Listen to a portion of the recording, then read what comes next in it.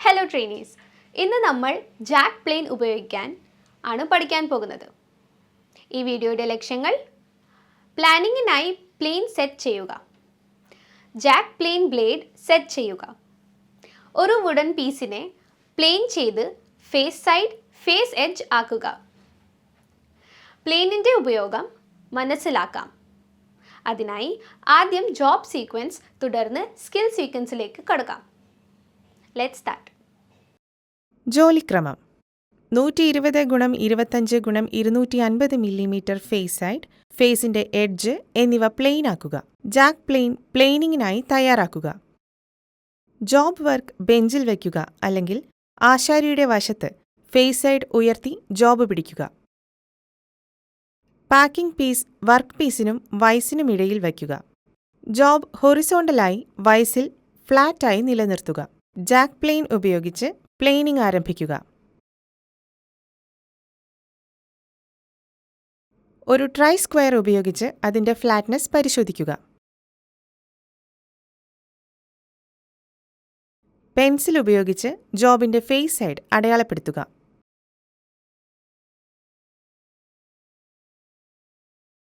Face edge മുകളിലേക്കാക്കി ഒരു packing piece കൊണ്ട് വൈസിൽ പിടിക്കുക.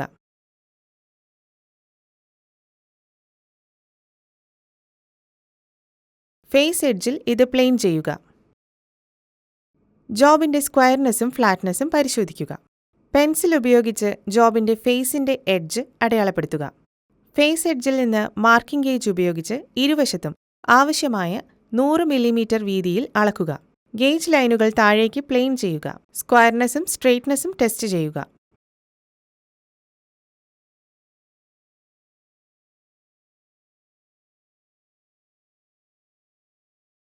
ആവശ്യമായ 21 mm ഘനം മാർക്കിംഗ് ഗേജിൽ സെറ്റ് ചെയ്യുക. രണ്ട് എഡ്ജിലും മാർക്കിംഗ് ഗേജ് ഉപയോഗിച്ച് ഫേസ് സൈഡിൽ നിന്ന് ആവശ്യമായ 21 mm ഘനം അളക്കുക. ഗേജ് ലൈനുകൾ പ്ലെയിൻ ഡൗൺ ചെയ്യുക. ഫ്ലാറ്റ്നെസ് ടെസ്റ്റ് ചെയ്യുക.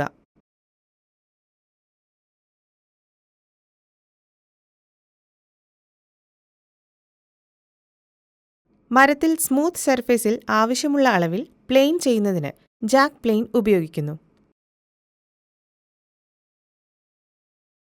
പ്ലെയിനിംഗ് സമയത്ത് ഒരേപോലെയുള്ളതും ഏകീകൃതവുമായ കട്ടിങ്ങുകൾക്ക് പ്ലെയിൻ ബ്ലേഡ് സജ്ജീകരിക്കുകയും ക്രമീകരിക്കുകയും ചെയ്യേണ്ടത് ആവശ്യമാണ്. സെറ്റിംഗിന്റെ സ്റ്റെപ്പുകൾ: പ്ലെയിൻ ബ്ലേഡ് സജ്ജീകരിക്കുന്നതിനുള്ള 2 ഘട്ടങ്ങൾ ഇവയാണ്. കട്ട് ആവശ്യമുള്ള ആഴത്തിൽ പ്ലെയിൻ ബ്ലേഡ് സജ്ജമാക്കുന്നു. പ്ലെയിൻ സോളിനോ താഴത്തെ ഫേസിനോ സമാന്തരമായി പ്ലെയിൻ ബ്ലേഡിന്റെ കട്ടിംഗ് എഡ്ജ് ക്രമീകരിക്കുന്നു.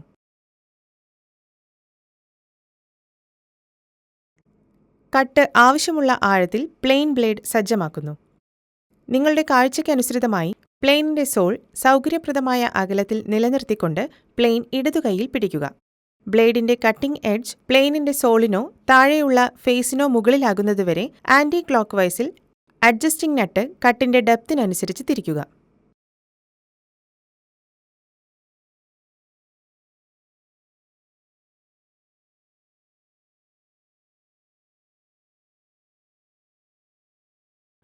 പ്ലെയിനിന്റെ സോൾ ഭാഗത്തിന് സമാന്തരമായി പ്ലെയിൻ ബ്ലേഡ് ക്രമീകരിക്കുക. ബ്ലേഡിന്റെ കട്ടിംഗ് എഡ്ജ് പ്ലെയിനിന്റെ താഴത്തെ മുഖത്തിന് സമാന്തരമാണോ എന്ന് പരിശോധിക്കുക. അല്ലെങ്കിൽ സമാന്തരമാകുന്നതുവരെ ക്രമീകരിക്കുന്ന ലിവർ ഇടത്തോട്ടോ വലത്തോട്ടോ മൃദുവായി നീക്കുക.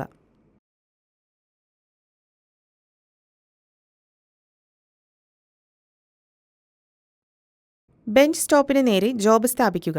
വലത് കൈകൊണ്ട് പ്ലെയിൻ പിടിക്കുക. ചൂണ്ടുവിരൽ വശത്ത് വയ്ക്കുക. ഇടതുകൈയുടെ കൈപ്പത്തി പ്ലെയിനിന്റെ തള്ളവിരലിന്റെ വിരലിലും വിരലുകൾ വശത്തും വയ്ക്കുക.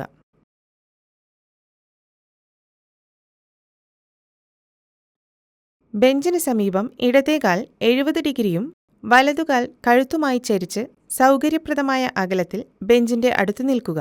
പ്ലെയിൻ നേരെ ജോബിൽ വയ്ക്കുക. ഫോർവേഡ് സ്ട്രോക്ക് നൽകുക. സ്ട്രോക്കിന്റെ തുടക്കത്തിൽ ഇടതുകൈകൊണ്ട് കൂടുതൽ സമ്മർദ്ദം ചെലുത്തുക. സ്ട്രോക്ക് തുടരുന്നു. ക്രമേണ ഇടത് കൈയുടെ മർദ്ദം കുറയുന്നു. വലതുകൈയിലേക്ക് കൂടുതൽ മർദ്ദം വരുന്നു. പ്ലെയിൻ എപ്പോഴും തിരശ്ചീനമായി സൂക്ഷിക്കുക എന്നതാണ് പ്രധാന ലക്ഷ്യം. ബാക്ക് സ്ട്രോക്കിലെ മർദ്ദം ഒഴിവാക്കി പ്ലെയിനിനെ പ്രാഥമിക സ്ഥാനത്തേക്ക് വയ്ക്കുക. ട്രൈ സ്ക്വയറോ സ്ട്രെയിറ്റ് എഡ്ജോ ഉപയോഗിച്ച് ഇടയ്ക്കിടെ ഉപരിതലത്തിന്റെ ഫ്ലാറ്റ്നസ് പരിശോധിക്കുക. ഉപരിതലം പരന്നതായി തീരുന്നതുവരെ നടപടിക്രമം ആവർത്തിക്കുക. ജോബ് വൃത്തിയാക്കുക. ബെഞ്ചും ഉപകരണങ്ങളും വൃത്തിയാക്കുക. മുൻകരുതലുകൾ: നിങ്ങൾ പ്ലേനിംഗ് ആരംഭിക്കുമ്പോൾ വലതു കൈകൊണ്ട് സമ്മർദ്ദം ചെലുത്തരുത്. സ്ട്രോക്കിന്റെ അവസാനം ഇടതു കൈകൊണ്ട് സമ്മർദ്ദം ചെലുത്തരുത്. മരം ഒരേപോലെ പ്ലെയിൻ ആക്കാൻ ശ്രമിക്കുക. സർഫസ് പരിശോധിക്കാതെ തുടർച്ചയായി പ്ലെയിൻ ചെയ്യരുത്. ഫിനിഷിങ്ങിനായി വലിയ കട്ട് ചെയ്യരുത്. പ്ലെയിൻ ഉപയോഗത്തിലില്ലാത്തപ്പോൾ അതിന്റെ വശത്ത് മാത്രം വയ്ക്കുക. കട്ടിംഗ് എഡ്ജിൽ വയ്ക്കരുത്. ഒരു ജാക്ക് പ്ലെയിൻ ആവശ്യമുള്ള വലുപ്പത്തിൽ തടി പ്ലെയിൻ ചെയ്യാൻ ഉപയോഗിക്കുന്നു. റീക്യാപ്പ്: ഒരു വുഡൻ പീസ് പ്ലെയിൻ ചെയ്യാം, അതായത് 120 by 25 by 250 mm. Jack plane ഉപയോഗിക്കാം. വയസ്സിൽ ജോബ് സെക്യൂർ ചെയ്ത് തുടങ്ങാം. ഫ്ലാറ്റും ഹൊറിസോണ്ടൽ പൊസിഷനും എൻഷുർ ചെയ്യാം. ഒരു വുഡൻ പീസിനെ പ്ലെയിൻ ചെയ്ത് ഫേസ് സൈഡ് ഫേസ് എഡ്ജ് ആക്കാം.